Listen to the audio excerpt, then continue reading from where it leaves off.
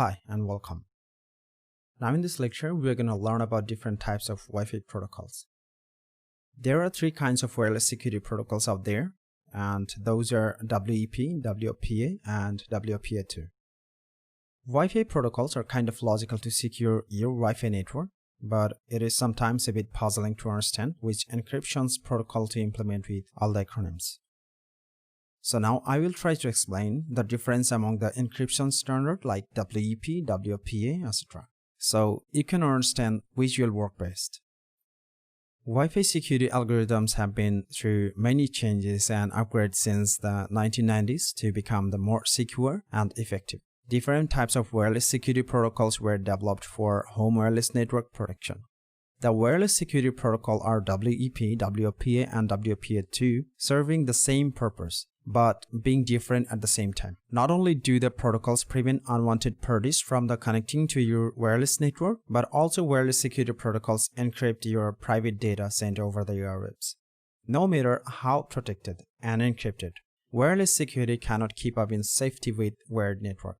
The latter, at their most basic level, transmit data between 2 points, A and B, connected by a network cable. To send data from A to B, wireless network broadcasts it within their range in every direction to every connected device that happen to be listening.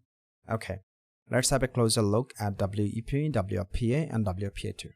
Wired Equivalent Privacy, or WEP, was developed for wireless networks and approved as a Wi-Fi security standard in September 1999. WEP was aimed to offer the same security level as a wired network do. However, there are a bunch of well-known security issues in WEP, which is also easy to break and hard to configure. Despite all the work that has been done to improve the WEP system, it still is a highly vulnerable solution. Systems that rely on this protocol should be either upgraded or replaced in case security upgraded is not possible. WEP was officially abandoned by Wi-Fi Alliance in 2004. Wi-Fi Protected Access, or WPA. For the time, the 802.11i wireless security standard was in development. WPA was used as a temporary security enhancement for WEP. 1 year before, WEP was officially abandoned and WPA was formally adopted. Most modern WPA applications use a pre-shared key, or PSK. Most often referred to as WPA Personal, and the Temporal Key Integrity Protocol, or TKIP, for encryption. WPA Enterprise use an authentication server for keys and certificates generation. WPA was a significant enhancement over WEP, but as the core components were made, so they could be rolled out through firmware upgrades on WEP-enabled devices. They still relied on to exploited element. WPA, just like WEP, after being put through proof of concept and applied public demonstration, turned out to be pretty vulnerable intrusion. The attacks that posed the most threat to the protocol were, however, not the direct ones, but those that were made on Wi-Fi protected setup, or WPS. Auxiliary system developed to simplify the linking of the device to modern access point. Now, Wi-Fi Protected Access version 2, or WPA2.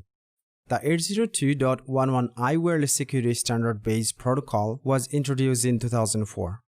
The most important improvement of WPA2 over WPA was use of the Advanced Encryption Standard, or AES, for encryption.